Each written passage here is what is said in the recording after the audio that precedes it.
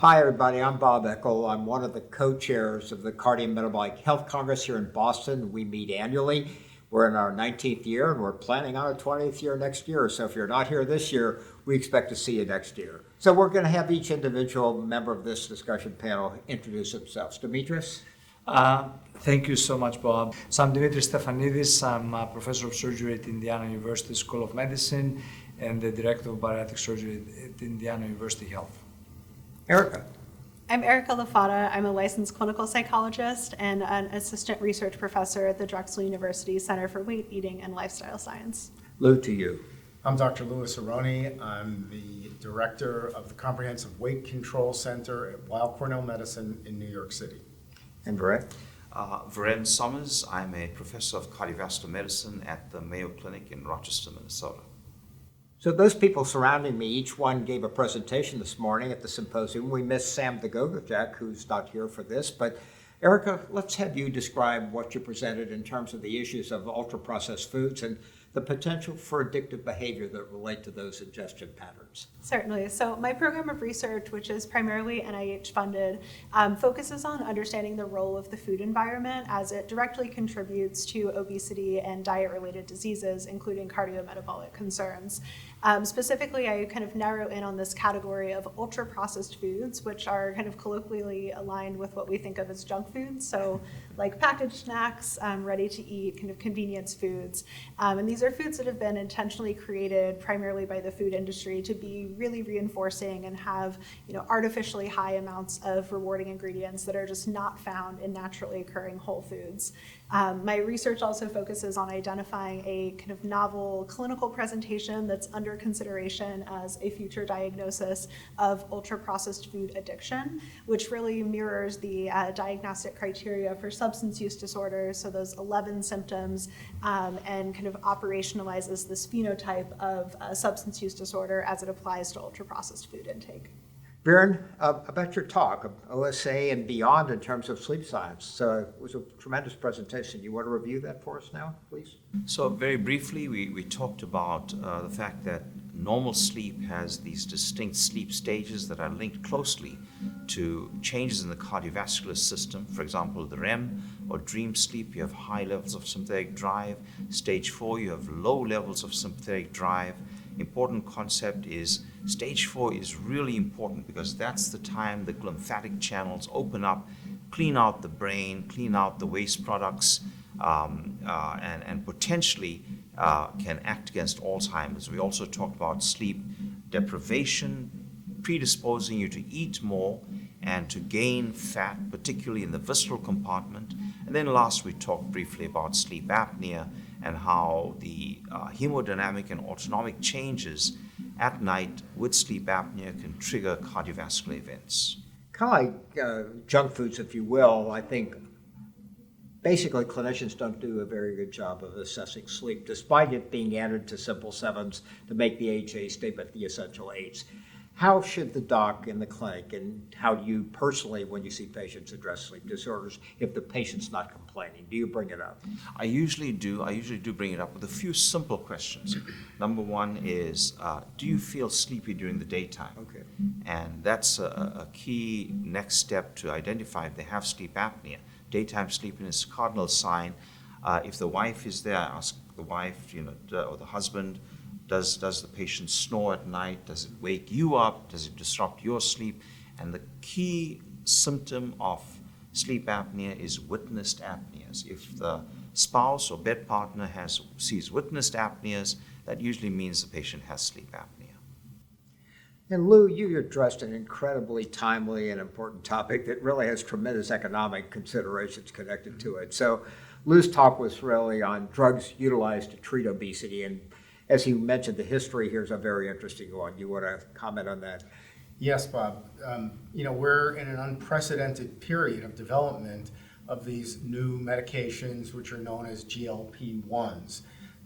They stimulate receptors that normally your body stimulates when you eat food. So it feels to many people as though they can't eat. It feels like they've already eaten. Just imagine if I brought you something to eat and you already ate dinner, you'd say, gee, I can't eat very much. That's what these medicines do. And we're finding effectiveness that we have never seen before. But more importantly, we're seeing health benefits that are unprecedented for medical and dietary treatment, and they're getting into the range of surgical treatment. So we're seeing weight losses between 16 and over 20%, which again, it's not surgical, but it's getting there. But more importantly, we're seeing health benefits like a reduction in the risk of heart attack, stroke, and death. We're seeing a reduction in the risk of developing type 2 diabetes, an improvement in heart failure, and the list goes on and on. And for years, you and I have talked about how the health benefits of losing weight are profound because it affects so many different areas. I think that we're now beginning to see that that is true, that we're able to achieve that with these kinds of medications, and it's making it more accessible to the average person who may not be in the weight category of bariatric surgery and may not choose to have bariatric surgery. The big issue is the cost of these. Yes.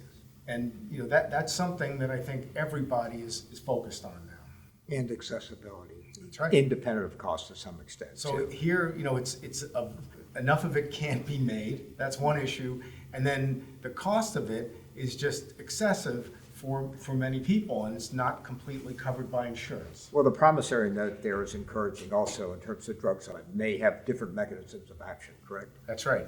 There are many different drugs in development. I showed 15 of them which could be approved over the next 5 to 7 years.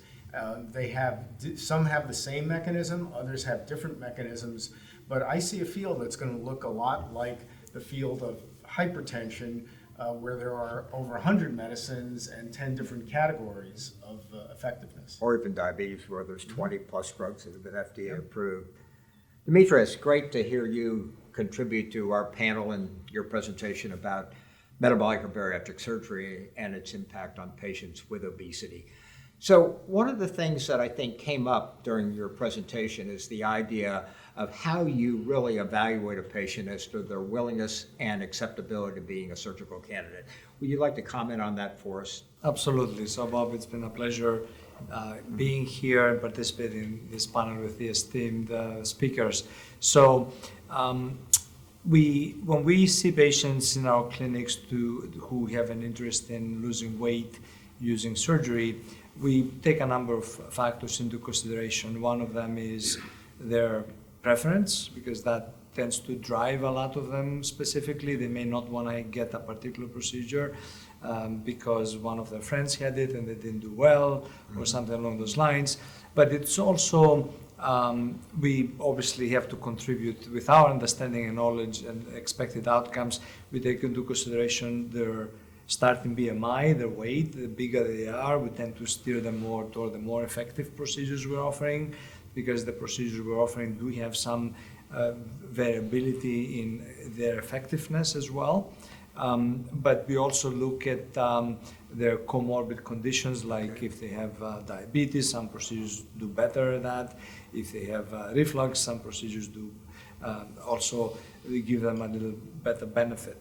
So we take also into consideration, obviously, their risk profile for surgery, but generally these procedures today are extremely safe. After we having that comprehensive discussion, obviously at this point, now that we have more effective medications, because in the past it wasn't really the case, but at this point we also discuss medications and whether this is something that they would want to try first to see how they do. A lot of them have already tried medications by the time they come to us nowadays. Some of them have had side effects, some of them didn't see effectiveness, and that's what brings them to us.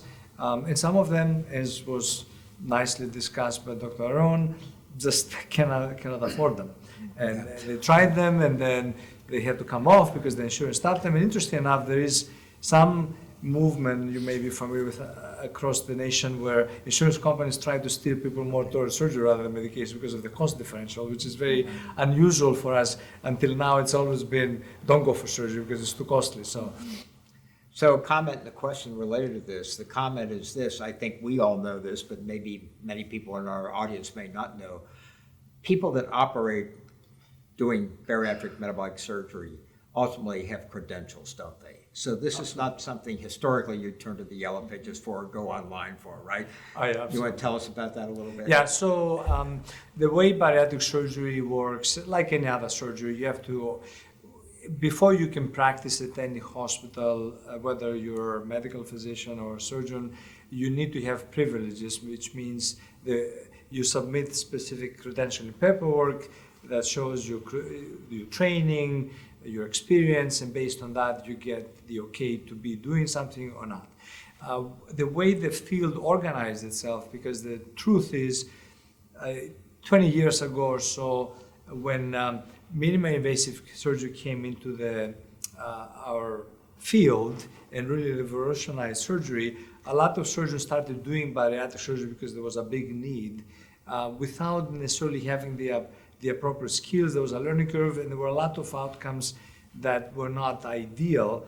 But then the society that represents surgery, bariatric surgery, made sure that they've implemented the concept of centers of excellence. So nowadays, the vast majority of bariatric surgery in this country is done at centers of excellence. They follow a very specific accreditation process. You have to meet specific criteria, and all the surgeons that practice there have specific case volumes, their outcomes are monitored, and that also allows us to, because we have that central report, we have to report all our outcomes to a central database that also allows us to create like the calculator that I showed in my presentation, where now we can individualize predictions for a patient based on their weight, their height, their gender, their comorbidities. We can show them data by matching them to patients similar to them only, and then showing them how those patients did in regards to weight loss, resolution of medical problems, and risk.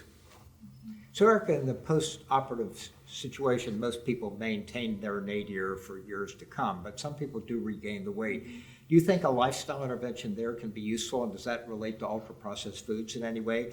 Most people don't have much of an appetite, but Demetrius described a patient, or maybe 10% of patients he sees that maybe are hungry and are eating more and gaining weight. Your thoughts about dealing with that population? I think in the postoperative period, like the most common outcome, as you were mentioning, is that appetite is decreased.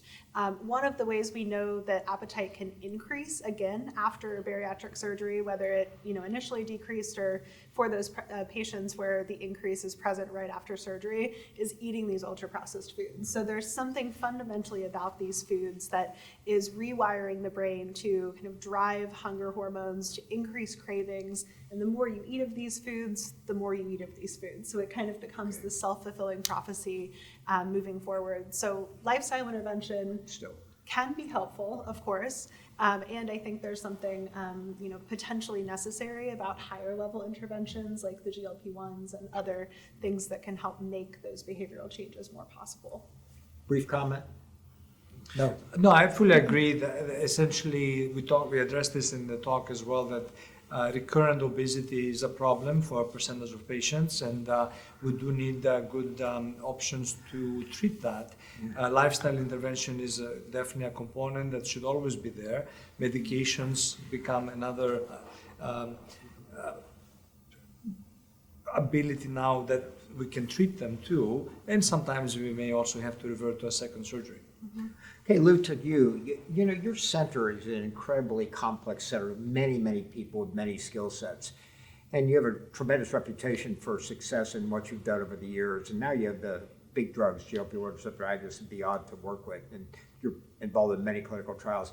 How can a single practitioner kind of begin to meet the needs of a population you can serve in many different ways while Sure, that's a great question, and we're trying to answer that question right now at our institution, because the demand is coming for treatment from many different places, not just 4 months to make an appointment to see you. Excuse me for interrupting that.